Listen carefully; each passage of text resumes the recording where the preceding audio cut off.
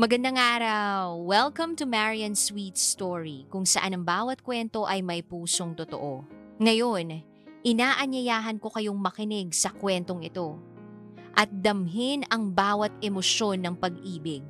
Ko, magandang araw! Ako nga pala si Marian Tatel, taong gulang na sa kasalukuyan. Nais ko lang pong i-share sa inyo ang aking istorya na nagpatibay. Lalo sa akin bilang isang babae. Marami akong pagkakamali sa buhay. Pero, naging rason yun upang maging matibay ba ako kung ano na ako sa ngayon taong 2018 nang magsama kami nga aking miss na si Jason 20 si siya nun. Habang ako naman ay 25 years old labandera ang aking pinagkakakitaan nung mga panahong yun. 2 taon ang lumipas nang magpakasal kami sa kasalang bayan maayos. Yan naman ang naging pagsasama namin ng una. Hirap din akong magbuntis kaya't hindi pa kami nabibiyayaan ng anak. Isang construction worker ang asawa ko at madalas siyang wala sa bahay. Mahirap ang aming sitwasyon ngunit kinakaya naman. Naming 2 nangungupahan. Kami kay Mang Eman ang 50 anyos na isang byudo at wala ring anak. 20 years na raw mula nang maudo si Mang Eman. Namatay ang asawa niya sa sakit na cancer at hindi rin sila nabiyayaan gang anak. Hindi na rin daw siya nag-asawa dahil natatakot na rin. Daw siyang baka maulit-ulit ang nangyari. Dati nakagaanan ko ng loob si Mang Eman. Palabiro kasi to at nakikinig talaga sa mga problema at kung minsan ay nagbibigay rin ng payo sa akin. Mabait at mapagbigay ang sa aming mag-asawa. Kung minsan pa nga ay binibigyan pa niya akong ulam lalo.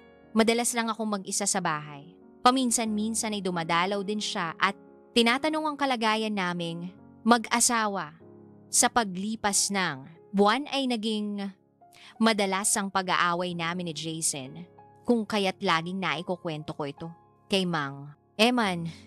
Alam mo Mang Eman, hindi ko na nga ako alam mong gagawin ko. Madalas kaming mag-away, uuwi siya sa bahay.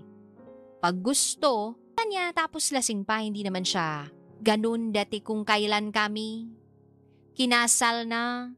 Dzaka naman nagiba ang ugali niya. Nag-aalala lang naman ako sa kanya kaya gusto kong umuwi siya dito sa bahay para maasikaso ko siya. Pero nung sabihin ko, yun sa kanya, nagalit siya. Ang layo, Rav, kasing bahay. Kapak uuwi pa siya dito. Tsaka hindi naman daw ako ang trabaho kaya hindi ako nahihirapan ani. Koke Mang Eman, intindihin mo na lang ang asawa mo. Siguro'y mainit lang ang ulo nun. Baka may problema rin sa trabaho, ani ng matanda. Totoo nga ang sabi ni Mang Eman. Dahil kinabukasan ay sinuyo rin ako ng asawa ko. Hal, pagpasensyahan mo na lang mga nagawa ko nung isang araw. Mainit lang. Ulo ko nung may problema sa trabaho. Naintindihan mo naman ako. Babawi na lang ako ngayong gabi. Ani ni Jason sa akin habang yakap ako sa likuran habang dahan-dahang gumagapang ang kamay nito sa aking katawan. Halang tawag namin sa isa't isa. Pinaikli ng salitang mahala. Naiintindihan ko naman at alam ko namang pagod ka lang. Tama talaga na mas may alam ang nakakatanda sa mga ganitong bagay kesa sa mga mag-asawang baguhan pa lamang sa pagsasama. Marami pa talaga kaming pagdadaanan ni Jason pero sana hanggang dulo ay kami pa rin habang nagsasampay. Ng mga damit ay nakita ko si Shell na papunta sa akin. Inaanak ng asawa ko ang panganay nitong anak, Mary. Ano palang nangyari, nakita ko si pareng Jason. Hindi maipintang. Mukha nag-away ba kayo? Tanong ni Sheila sa akin, hindi ako. Komportableng sabihin sa iba ang problema naming mag-asawa. Kaya pilit na ngiti ang binigay ko sa kanya. May problema lang sa trabaho yun. Tsaka hindi kami nag-away, paliwanag ko. Dito ganun ba? Gusto mo bang sumama sa amin ni Maring Martha? Magsha-shopping. Mamimili kami ng damit, dagdag pang ani ni ito, mapait akong napangiti kahit papaano kasi ay may kaya si Lel kaya nagagawa niyang bumili ng mga damit na mamahalin siyan. Kasi ang asawa nito, naku, hindi na ako sasama. Alam mo namang hindi, ko afford yan. Sambit ko dito. At itinuon na lamang ang atensyon sa ginagawa o. Siya, sige, aalis na ako. Anin nito at umalis na araw na Biyernes.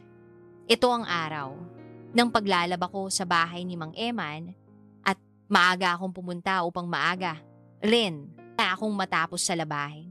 Kusayang din kasi ang kita ko sa kanya. Siya na rin mismo ang nag-alok noon sa akin kesa raw sa iba pa niyang ipalaba ay sa akin na lang daw upang may pandagdag. Pambili naman ako sa pansarili kong mga gamit dahil sa pagiging mabait at mapagbigay niya sa aming mag-asawa. Ay sa abot ng aking makakaya ay tinutulungan ko rin siya sa mga gawaing bahay. Lalo na sa paglilinis sa loob nila. Sa pagbabanlaw ko ay hindi ko napapansin na nababasa na rin ang ibabaw ng damit ko. At dahil may kapisan iyon ay maaaninag. Ang itim kong panloob mula naman sa hamba ng pintuan, nakita kong nakatitig ang matanda sa akin. Sinundan ko kung saan nakadakot ang tingin niya at nakita kong nakatingin to sa nabasa kong damit. Agad kong tinakpan ng sarili ko gamit ang aking palad. Mang Eman, may problema ho ba, tanong ko? Doon ay parang natuuhan to. Wala naman, Clarita, tanong ko lang. Sana kung anong nais mong merienda, ayos lang ho, Mang Eman, busog pa. Naman ako, mabilis kong tinapos ang paglalaba at umalis kaagad. Naging ilag ako kay Mang Eman na karamdam kasi ako ang pakailang sa mga tingin na binabato niya sa akin. Tinging may balak, hindi ko to pinaalam kay Jason dahil ayokong dumagdag pa yun. Sa isipin niya may problema ka ba, Hal? Bakit parang umiiwas ka kay Mang Eman? Tanong ni Jason sa akin nagkasalubong. Kasi namin kanina si Mang Eman galing palengke, hindi ako kumikibo dito at silang dalawa lamang ang nag-uusap. Tahimik lamang ako sa may gilid, wala, may iniisip lang ako si Aling. Marley kasi may lakat. Kaya hindi makakapagpalabas sa akin, sayang kasi yung kita pagpapalusot ko sa kanya para hindi na niya ipagpatuloy ang pangulit niya sa hindi ko pagpansin kay Eman. Kanina si Aling Merly ang isa sa malaki. Ang bigay sa akin kapag naglalaba ako, naging kaklose ko rin siya. Dahil sa pakiking madaldal nito kanong sabi ko. Naman kasi sa'yo akong magtatrabaho ang kulit mo din kasi week ka ni. Jason, kaya ko. Naman, tsaka para naman mapaglibangan ako. Habang wala ka sa bahay, dagdag kita rin. Naman ang paglalabada ko, ani ko ito. Buti na lang at hindi nito napansinin. Ninenervyos ako, namumuo ang pawis sa kamay ko. Kinabukasan ay ang araw ng pagbabayad ng renta namin dito sa bahay. Pumunta ako sa bahay ni Mang Eman. Nagdadalawang isip. Man ay tumungo pa rin ako, tanaw ko na mula sa malayo si Mang Eman na nakaupo sa may balkonahe. Magandang araw po Mang Eman. Ito ho pala umbad para sa renta namin. Ngayong buwan, ani ko sabay abot ng pera. Salamat, iha. Siya nga pala, Claire. May galit ka ba sa akin? Kung tungkol sa nangyari nung isang araw, pasensya ka na. Makikita sa mukha niya ang sensiridad. Nahihiya ako sa naging asal ko nung mga nakaraang araw. Kaya humihingi talaga ako ng dispensa sa pasensya. Kana iha, hindi. Kulang talaga napigilan ng sarili ko. Noon, pasensya na rin po kayo sa akin, Mang Eman, sa naging asal ko rin, anik ko. Naalala kong pinapaimbestigahan. Sana ho makapunta kayo, anik ko, sa kanya walang problema, sigit pupunta ako. Sagot nito, naramdaman ko pa ang mga mata nitong nakatingin sa akin habang naglalakad ako palayo dito. Dumating ang Araf Enge Jueves. Nag-imbita kami ng makakilala ng asawa. ko isa na dito si Sheila ang kumari. Namin dumating din ang ilan sa mga katrabaho, Nia, Hi Claire, Sean, Happy. Birthday abati ni Sheila sa Mr. Ko. Hindi ko alam kung namamalikmata lamang. Baho pero parang may kakaiba sa ngitian nilang dalawa, parang nakita ko rin na kinindatan.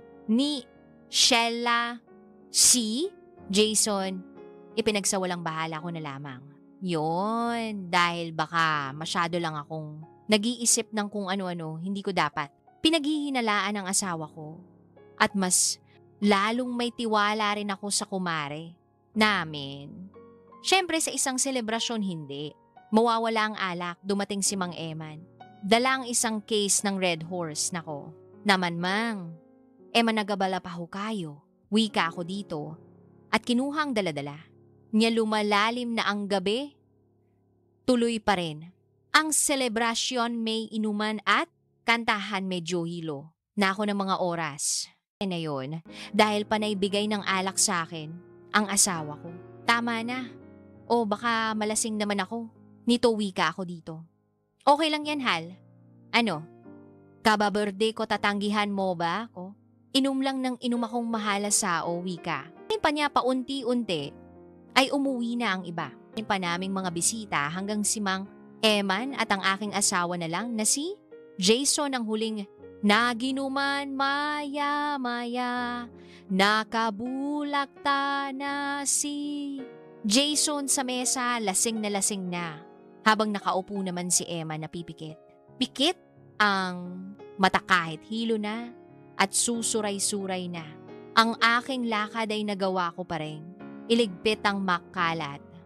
Pagkatapos ay, naglakad ako papalapit sa kinaroroonan nila Jason at Mang Eman. Mang Eman gising. Naho para makauwi na kayo. Anik ko sa bayugyug ko rito.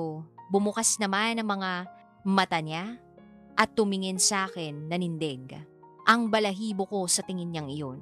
Sige, anin ito. At tumayo naglakad ito sa pintuan at ang akala ko ay uuwi na.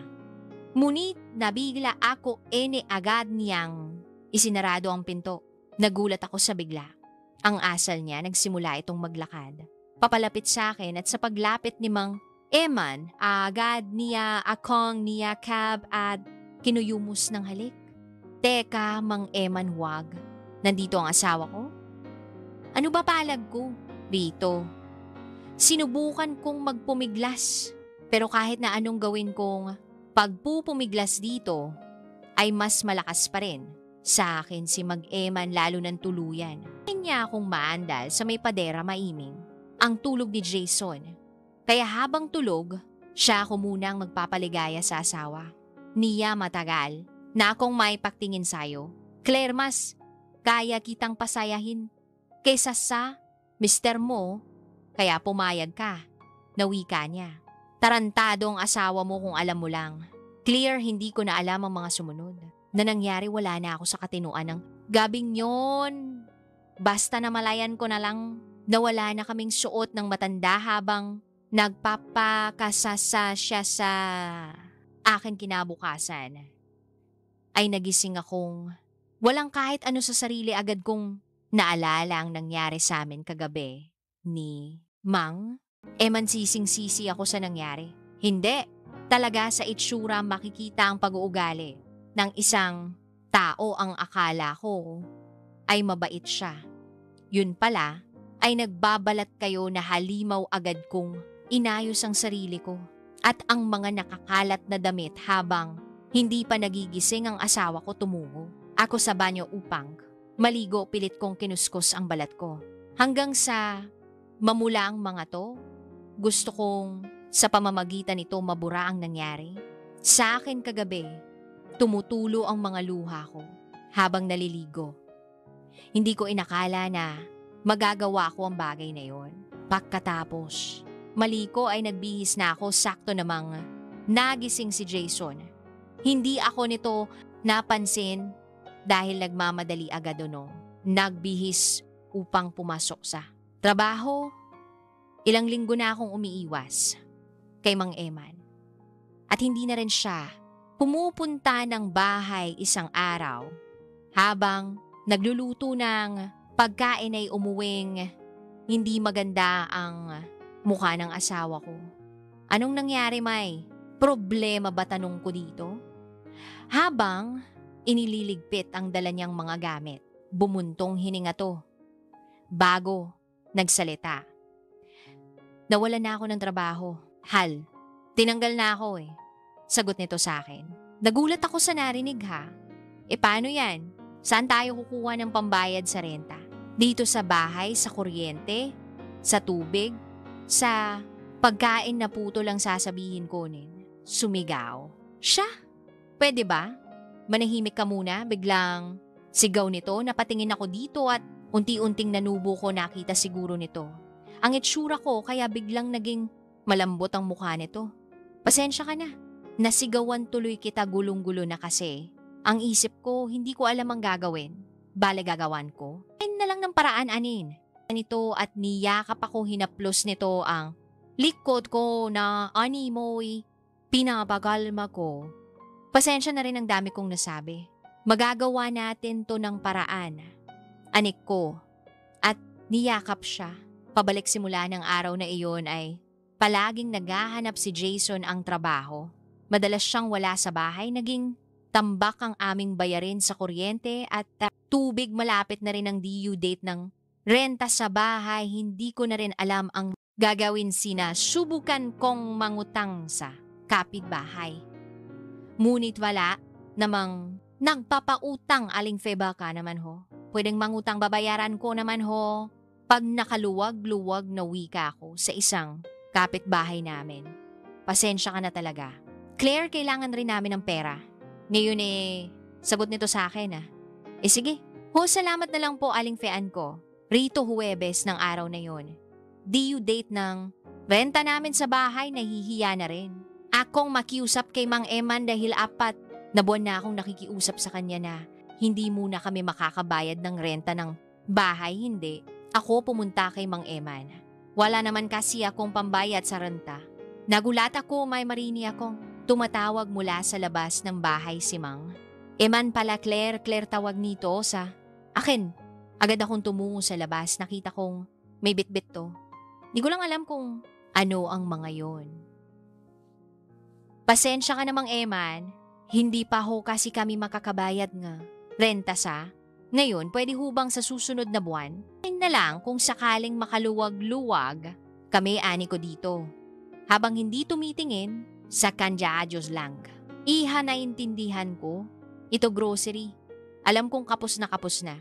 Ay rin kayo, pagkasyahin nyo na lang ong mag-asawa ari nito sabay abot sa dala. Ay nito sa akin. Naku! Nakakahiya naman ho. Mang Eman, hindi na nga po kami nakakapag-budget. NG renta nagbibigay pa kayo ng grocery. Wika ako sa kanya. Sige, natanggapin mo na. Siya nga pala baka. Gusto mong kumita ang bramay. Yalo ako. Sao ani nito na may ngiti sa pong pagkakakitaan. Yan dala ang kuryosidad at desperadong kumita ay tinanong ko. Siya. Madali lang.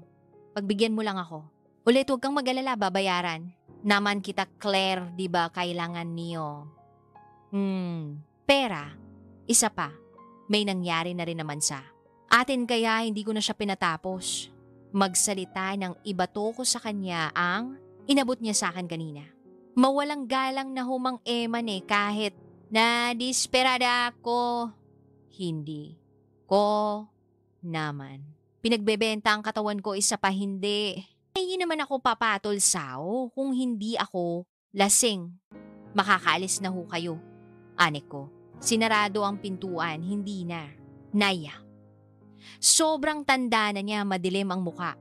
Kung naghahanda ng hapunan hinintay ko, si Jason, na umuwi sasabihin ko sa kanyang umalis na kami.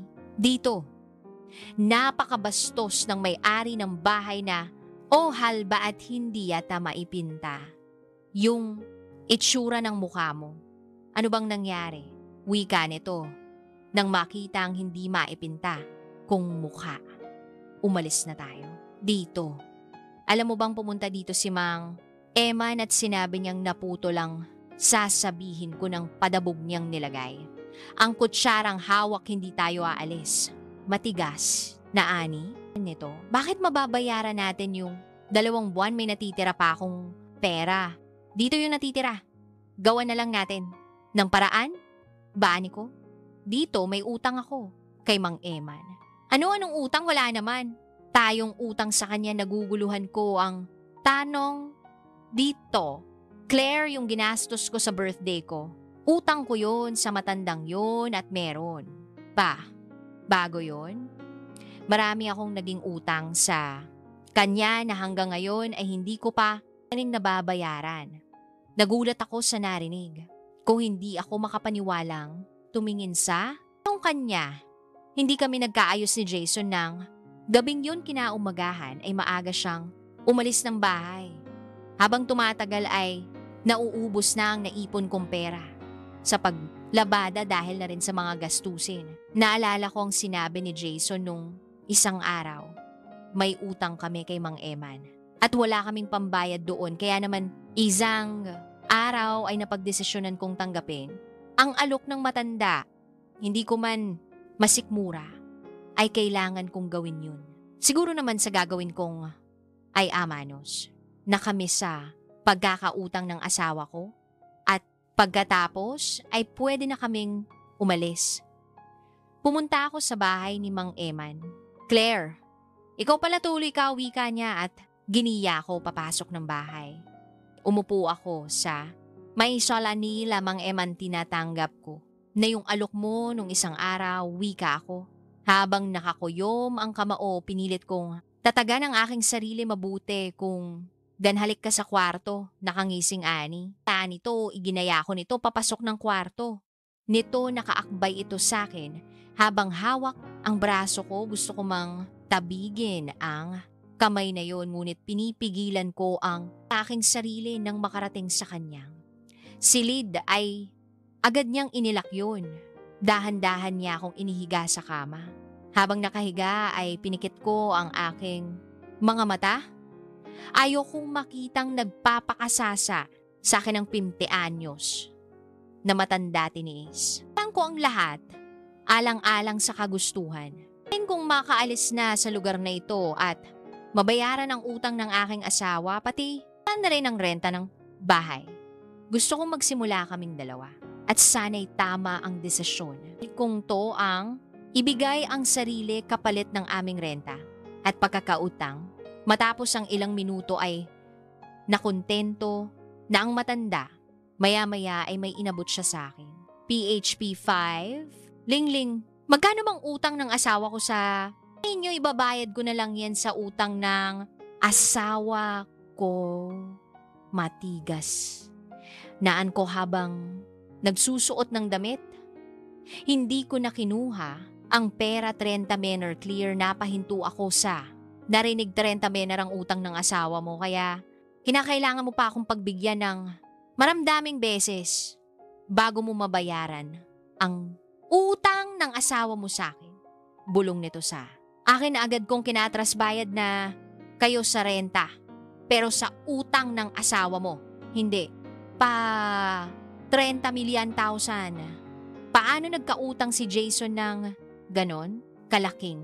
Halaga umuwi ako sa bahay na halo-halo.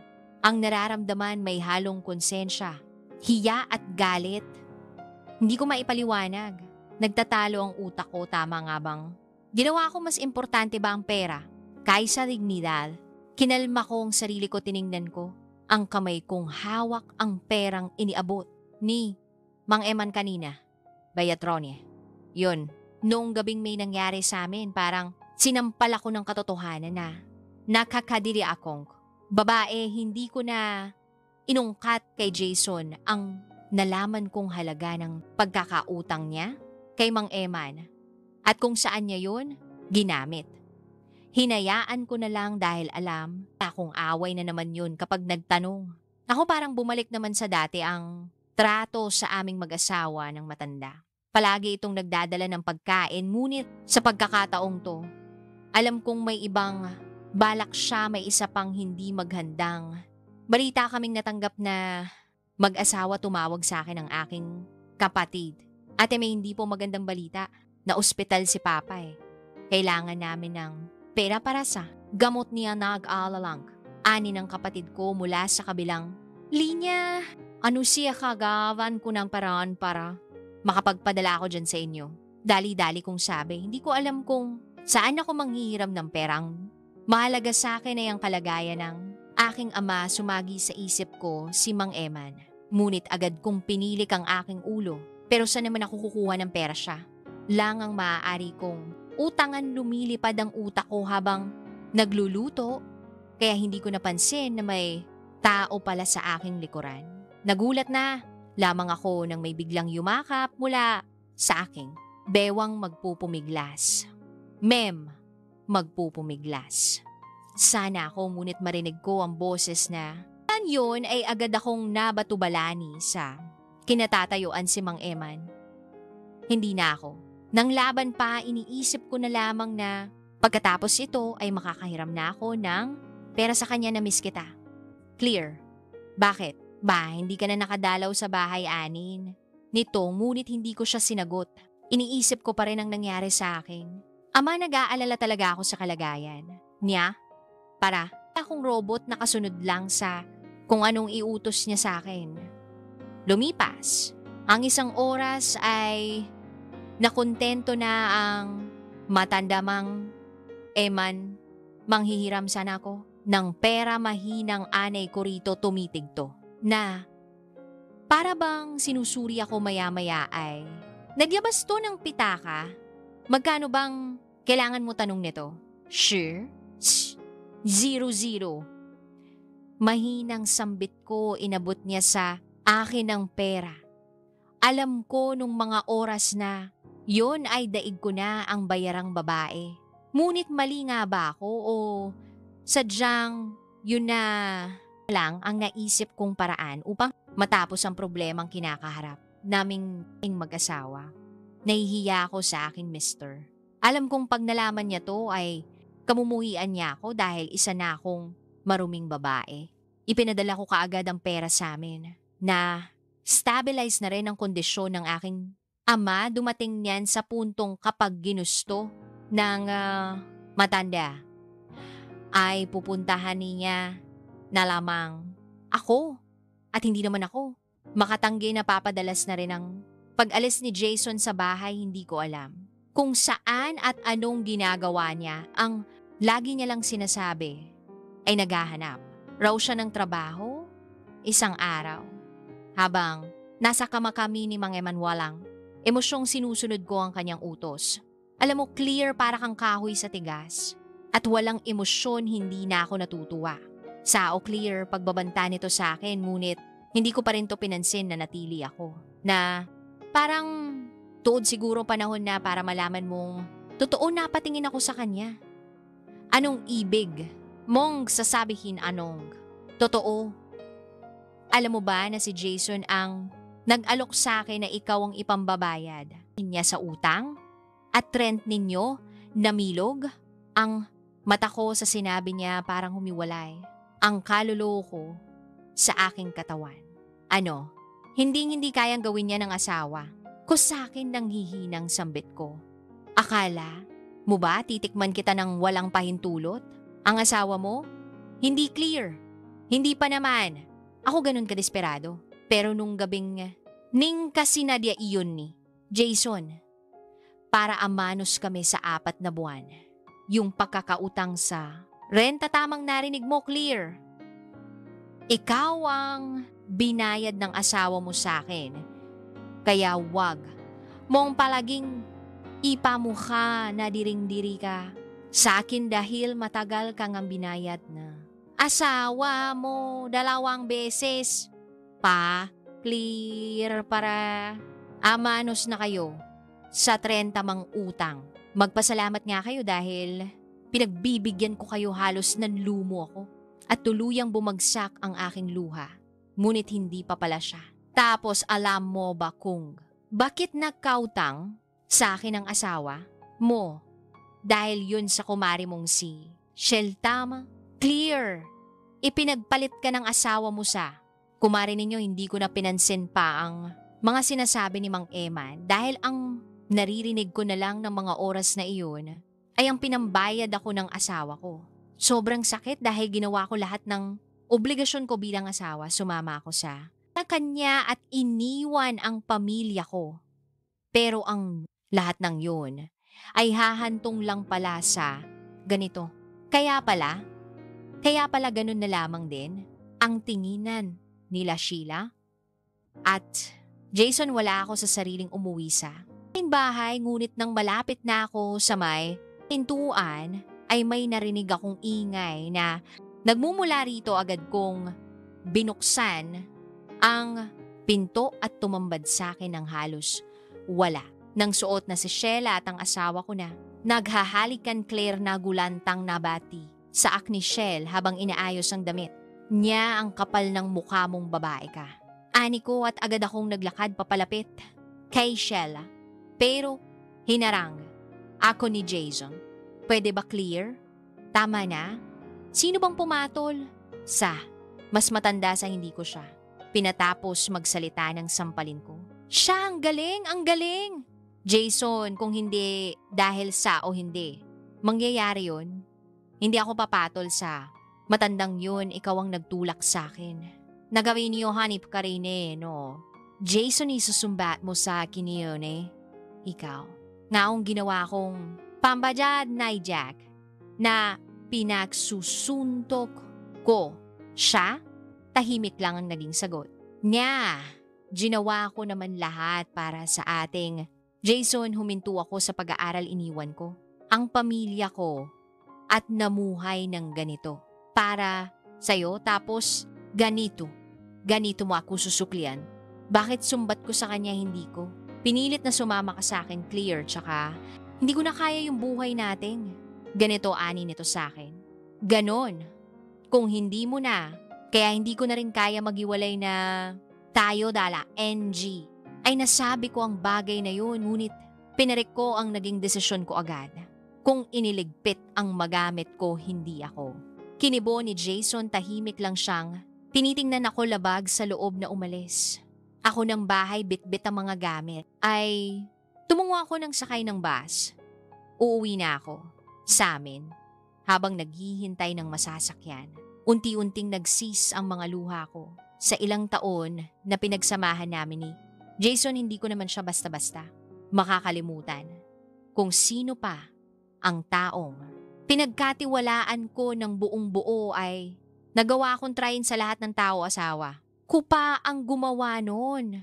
Hindi ko akalain na magagawa ni Jason ang ganung bagay. Umuwi ako sa amin sa probinsya. Habang papalapit sa bahay, hindi ko maiwasang kabahan sa posibleng maging reaksyon ng aking pamilya. Nagalit si Papa sa akin noon dahil sa kagustuhan ko nung sumama kay Jason maliban sa kapatid ko ay hindi ako na nakausap mula noon si Mama at Papa. Kung sana lang ay maibabalik ko yung dati kung saan ay sinunod ko ang mga payo nila sa akin, malamang ay nakatapos ako ng pag-aaral. Hindi maibabalik ng sana ko ang nangyari na, kaya sana sa pag-uwi kung to ay tanggap, gabin ulit nila ako. Nasa labas ako ng bahay nang makita ko ang kapatid kong papalabas ng bahay. Tinutulak nito ang aking ama na naka-wheelchair, parang nadurog ang puso. Ko sa nakita sa alaala ko ay malusog pa si Papa at walang gaanong puting buhok. Saulon unit. Ngayon ay mahina na siya at halos lupin. Mahina ng puting buhok ang ulo nito, ate. Tawag sa akin ang kapatid ko na nagbalik sa akinsa. Katinuan tumingin din sa aking direksyon. Si Papa, nakita kong pumapatak ang mga luha nito habang naririnig ko ang pagtawag niya sa akin, Claire, anak. Mahinang sabi niya sa ilang taong hindi ko pag-contact sa kanila. Akala ko ay hinding-hindi na nila ako mapapatawad pa. Sorry. Sorry kung sinuway ko kayo, Noni. Mama, wika ko sabay yakap dito. Nakita kong lumabas si Mama sa bahay at nayakap din. Ako sa pagtatagpong yun ay nagkaayos. Kaming pamilya ko tinanggap nila ako. And ulit, sa ilang buwang lumipas na balitaan ko na gumagamit pa lang pinagbabawal na gamot si Jason at Sheila. At sa pag-uwi ng asawa ni Sheila ay nahuli silang dalawa sa mismong kwarto ng magsawa na makas. At nagkalat ang mga pinaggamitan ng pinagbabawal na gamot sa ngayon ay parehas na nakakulong ang dalawa. At pinagdudusahan ng mga kasalanang kanilang ginawa. Hindi man ako gumawa ng hakbang upang pagbayarin ang dalawang. Taksil ay tadhana rin pala ang magbibigay sa kanila ng karampatang parusa sa kasalanang kanilang ginawa. Tungkol naman kay Mang Eman Ilang, linggo raw mula nang ako'y umalis, ay inatake ito sa puso. Sa ngayon ay nagtatrabaho ako bilang isang volunteer sa isang charity work. Gusto kong makatulong sa ibang tao na nangangailangan talaga ng tulong dahil na rin sa naranasan ko hindi man perpekto ang takbo ng buhay ko. Nagpapasalamat pa rin akong may pamilya. Pa rin akong masasandalan sa tuwing bok akong sitwasyon. Sa kabila ng lahat ng nangyari ay hindi pa rin ako pinabayaan ng Panginoon bagkus ay binigyan pa niya ako ng sigla at lakas na makatulong sa iba. Hindi ko na rin tinangkapang mag-asawa. Ulit dahil sa naging karansan ko sa aking Mr. Takot na akong magmahal at magtiwala. Nag-ampon ako ng isang bata at itinuring ko tong paparang isang tunay na anak. Masasabi ko na sa ngayon ay kontento na ako. Sobrang laki ng pasasalamat ko sa Panginoon, sa pamilya ko at sa aking anak na si Jade. Hanggang dito na lamang po ang aking istorya. Muli, ako si Marian. Salamat sa pakikinig ng kwentong ito. Sa pag-ibig, minsan tayong nasasaktan. Minsan tayong lumalaban. Ano ang natutunan mo sa kwentong ito? Ibahagi mo sa comments dahil baka ang boses mo ang maging lakas ng iba. Huwag kalimutang like, comment, share, at subscribe para sa mas marami pang totoong kwentong tatama sa puso mo. Marian Sweet Story, kung saan ang bawat kwento ay may pusong totoo. Hanggang sa susunod na kwento, paalam muna, mga ka-Marian!